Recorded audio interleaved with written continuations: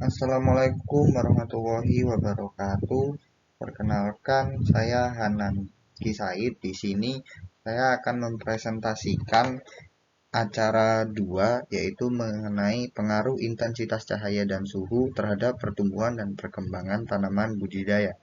Sebelumnya, di sini saya mohon maaf bagi teman-teman, khususnya juga bagi para asisten, karena tidak bisa menampilkan rekaman wawancara dengan Pak Wahid karena Pak Wahid sendiri tidak bersedia untuk direkam.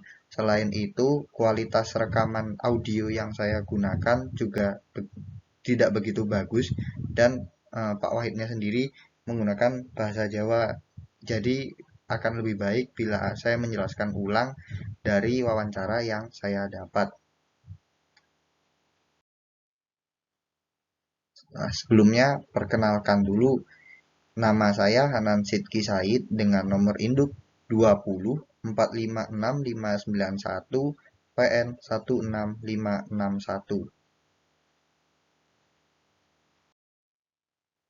Sebelum menuju hasil dari wawancara saya, pertama kita harus tahu dulu nih mengenai klasifikasi dari tanaman cabai. Tanaman cabai merupakan kingdom plantae dari subkingdom Trachebionta, divisi Spermatophyta, subdivisi Magnoliophyta, kelasnya Magnoliopsida, subkelas Asteridae, ordonya Solanales, famili Solanaceae, genus Capsicum L, spesiesnya Capsicum frutescens. Pada wawancara kali ini, saya melakukan wawancara di Jalan Doro, Damarsi, Sidoarjo, Jawa Timur. Waktu wawancaranya bertepatan pada pukul 9 hingga pukul 10 siang, namun agak sedikit molor karena ada beberapa pertanyaan dan pengambilan video yang lebih lama dari biasanya. Kondisi cuaca, menurut dari sumber BMKG yang saya ambil dari website BMKG, kondisi cuacanya pada saat itu cerah berawan dengan suhu sekitar 29 derajat Celcius. Kelembapannya sekitar 75% dengan kecepatan angin 20 km per jam. Lalu yang selanjutnya yaitu pengukuran cahaya dengan luxmeter. Dalam pengukuran cahaya ini didapatkan pada tanpa naungan sebesar 30.946, namun maksimalnya bisa mencapai 36.000. Sepertinya karena ada awan jadi sedikit terganggu pengukurannya, sedangkan dengan naungan luxnya sekitar 25.520.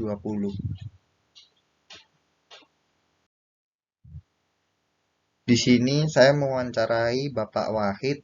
Eh, ini foto saya dengan beliau. Beliau tidak bersedia untuk diwawancara karena memang beliau belum begitu siap begitu. Beliau lebih memilih untuk hanya dicatat saja sehingga saya akan mewakili Bapak Wahid dalam eh, pengamatan saya kali ini. Sedikit info mengenai Bapak Wahid. Beliau bertempat tinggal di Desa Damarsi dan telah menjadi petani cabai kurang lebih sekitar 6 tahun. Alasan beliau memilih petani cabai sendiri karena secara tiba-tiba di dekat sawahnya muncul tanaman cabai dan mulai diperbanyak yang nantinya dapat dimanfaatkan oleh beliau sendiri. Biasanya beliau menjualnya ke pasar atau mungkin bisa juga diberikan kepada saudara-saudara atau tetangganya. Komoditas yang ditanam oleh Pak Wahid sendiri untuk sekarang yaitu cabai dan singkong. Namun sebelumnya beliau pernah menanam padi atau menjadi buruh tani padi sekitar kurang lebih 15 tahun.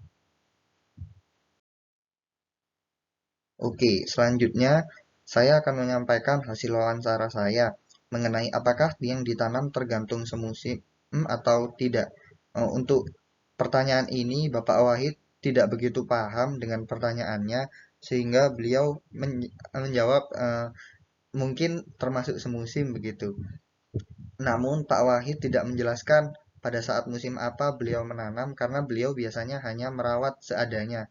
Jadi ketika musim hujau beliau ya tinggal tidak menyiram, namun ketika musim kemarau biasanya beliau menyiramnya dengan air sungai yang ada di dekatnya. pada umur berapa tanaman mulai berbunga dan panen. Untuk perkiraannya sendiri, Pak Wahid mengatakan bila tanaman biasanya mulai berbunga sekitar 3 bulan sekali. Setelah itu, setelah 3 bulan, sekitar 15 hari atau 20 hari, tanaman mulai banyak buahnya dan pada saat itulah panennya akan didapatkan. Lalu yang selanjutnya mengenai hasil panen yang didapatkan, beliau sendiri secara spesifik bilang untuk hasilnya biasanya sekitar 10 kilo atau 5 kilo. Alasan mengapa hanya sedikit dan tidak besar karena Pak Wahid sendiri di dalam lahannya juga dibarengi dengan tanaman lain seperti singkong dan juga ada tanaman pisang. Akibatnya adalah tanaman cabainya ini terbatas dan hanya mendapatkan beberapa saja. Seringkali ketika panen, Pak Wahid hanya menggunakannya hanya untuk keluarganya sendiri dan jarang dilakukan penjualan. Lalu yang selanjutnya, apakah ada proses wiwilan atau perompesan? Pak Wahid sendiri mengatakan tidak ada proses yang lain dalam merawat cabai. Lalu yang selanjutnya yaitu mengenai hama atau penyakit yang dominan yang sering ditemui pada cabai. Pak Wahid sendiri sering mengeluhkan munculnya serangga putih atau kupu-kupu putih yang kadang-kadang mulai menggorogoti daun dari cabai. Biasanya beliau melakukan penyemprotan insektisida sekitar 3 minggu sekali, karena beliau pikir penyemprotan insektisida yang berlebihan tidaklah baik dan dapat menyebabkan kelayuan pada tanaman. Apakah ada kendala cuaca? Pak Wahid sendiri mengatakan bahwa kendala cuaca yang dialami tidak begitu berpengaruh karena di daerah sini sangat dekat dengan sungai. Selain itu, wilayah yang dipakai Pak Wahid untuk bertanam cabai sangat dekat dengan sawah, sehingga mudah diamati dan tidak begitu terpengaruh oleh kendala cuaca. Lalu yang selanjutnya, penyebab gagal panen apa saja? Dari pengalaman Pak Wahid sendiri, Pak Wahid tidak pernah mencapai gagal panen sampai nol begitu. Paling sedikit hanya sekitar mendapatkan sekitar 1 kilo atau 2 kilo. Menurut Pak Wahid, kenapa panen tersebut bisa menjadi sedikit? Alasannya banyak, kadang-kadang airnya kurang atau mungkin seringkali tanahnya yang kurang baik begitu. Alasan mengapa tanahnya kadang baik kadang buruk karena eh, tempat itu dekat dengan sawah sehingga selain tanaman itu dekat dengan sawah yang pertama, lalu yang kedua airnya tidak selalu ada sehingga panennya kadang-kadang bisa sedikit, kadang-kadang bisa banyak. Bagaimana irigasi yang dilakukan?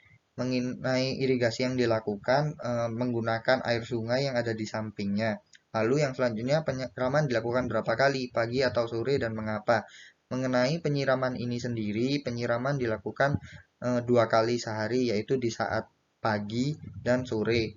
Untuk jamnya sendiri biasanya dilakukan pagi sekitar jam 8 dan sore sekitar jam 4. Beliau mengatakan kenapa di saat pagi hari, karena pada saat siang terlalu panas bagi Pak Wahid untuk keluar, sehingga akan lebih nyaman bila memang Pak Wahid menyiramnya pada saat pagi dan sore. Lalu yang selanjutnya, mengenai bagaimana pengendalian gulma yang dilakukan, sama yang seperti saya katakan tadi, pengendalian gulma yang dilakukan yaitu pengendalian hama sih yang tadi yaitu dengan cara menyemprotkan insektisida. Sedangkan gulmanya yaitu seperti rumput dan tanaman pengganggu lainnya biasanya dibabat. Nah, itu pembabatannya itu tidak tentu, kadang-kadang 2 bulan sekali, kadang-kadang 4 bulan sekali, tergantung pada cuacanya. Kalau hujan biasanya akan lebih sering. Lalu yang selanjutnya, bagaimana morfologi batang, daun, bunga, dan buah terhadap tiap fase pertumbuhan. Dari Pak Wahid sendiri tidak begitu mengamati, namun yang Pak Wahid tahu dari setiap fase pertumbuhan biasanya ketika pada saat akan panen, bunganya begitu banyak dan panennya ditandai oleh buahnya yang mulai memerah. Begitulah jawaban dari Pak Wahid.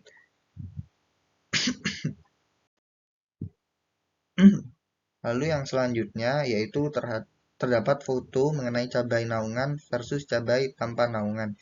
Pada pengamatan yang pertama, saya mengamati tinggi dari batang tanaman itu sendiri karena dari apa yang terlihat dan batangnya sendiri terlihat terdapat perbedaan yang sangat jauh. Pada tanaman yang kiri merupakan cabai naungan yang tingginya jauh lebih tinggi bila dibandingkan dengan tanaman yang kanan, yaitu cabai tanpa naungan. Lalu yang selanjutnya, saya melakukan pengukuran pada panjang batang tanaman. Sebelumnya, saya jelaskan dahulu kenapa ada cabai 1 dan cabai 2. Itu saya anggap sebagai ulangan untuk memastikan data yang saya dapatkan eh, mendekati dengan kebenaran nyata dari data lapangan. Dari diagram dapat terlihat didapatkan data bila cabai dengan naungan memiliki tinggi yang lebih tinggi daripada cabai tanpa naungan. Di cabai naungan didapatkan tinggi sekitar 140 cm, sedangkan pada cabai tanpa naungan didapatkan tinggi sekitar 79 cm. Begitu juga dengan ulangan yang kedua, yaitu tanaman cabai 2, di mana tingginya sekitar 133 cm pada naungan, dan ketika tanpa naungan tingginya sekitar 81 cm.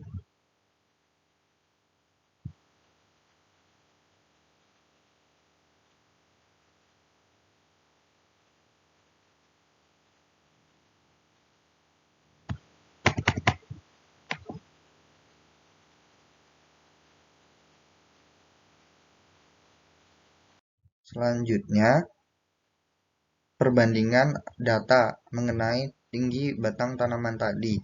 Dari hasil pengamatan dan wawancara tadi didapatkan bila data lapangan dari tinggi batangnya memiliki tinggi dari tanaman yang dinaungi lebih tinggi daripada tanaman yang tidak dinaungi. Dari review jurnal yang saya dapatkan, sesuai dengan pernyataan dari Mukasan tahun 2012, menyatakan bila tinggi tanaman cabai akan berbeda ketika berada di ruangan berbeda. Alasan mengapa cabai sendiri pada tanaman yang naungan memiliki tinggi yang lebih tinggi, karena cahaya yang didapatkan lebih sedikit sehingga terdapat persaingan yang tinggi. Akibatnya tanaman cabai akan semakin meninggi. Selain itu, faktor cahaya juga berpengaruh pada tinggi tanaman. Semakin terang suatu cahaya, maka akan semakin rendah tanaman karena berkaitan dengan adanya pergerakan pada hormon auksin. Lalu yang selanjutnya yaitu ada perbedaan ukuran daun cabai.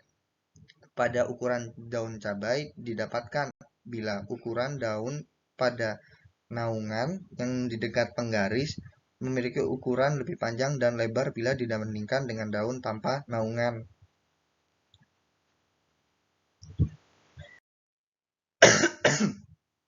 Berikut saya tampilkan diagram hasil pengukuran dari daun tanaman sendiri. Pada cabai 1 didapatkan 8,8 cm panjang daun dari daun dengan naungan, sedangkan 6,2 cm pada daun yang tidak dinaungi. Begitu juga pada cabai 2, 8,3 cm pada tanaman yang dinaungi dan 5,8 cm pada tanaman yang tidak dinaungi. Yang selanjutnya yaitu perbedaan ukuran daun cabai. Pada ukuran daun cabai sendiri dapat dilihat bila ukuran buah dari tanpa naungan sendiri lebih besar daripada ukuran buah yang dinaungi.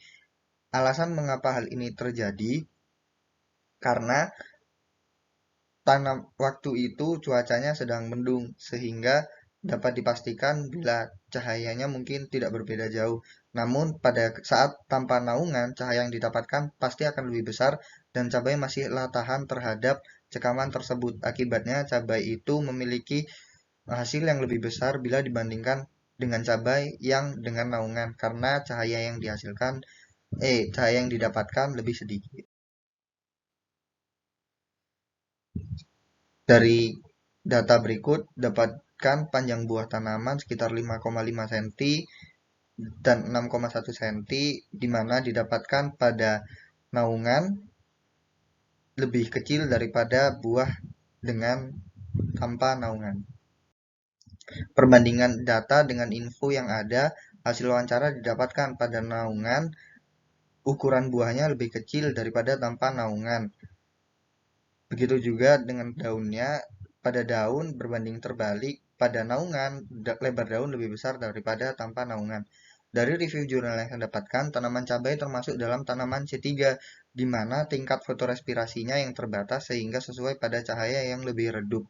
Selain itu, tanaman C3 seperti cabai akan lebih adaptif pada cuaca yang rendah dan tidak terlalu tinggi, karena ketika suhu dan cahayanya terlalu tinggi, pertumbuhan cabai tidak akan optimal. Alasan mengapa terdapat hanya sedikit perbedaan dalam percobaan dan pengamatan yang saya dapatkan, karena dari cuacanya sendiri untuk saat ini masuk ke dalam cuaca penghujan, di mana sering sekali mendung sehingga cahaya yang didapatkan pada tanaman sendiri tidak terlalu berbeda, sehingga terkadang sulit sekali untuk menemukan mengenai perbedaan mengenai apakah cahaya benar-benar termasuk, karena intensitasnya cahaya sendiri tidak terlalu berbeda satu sama lain.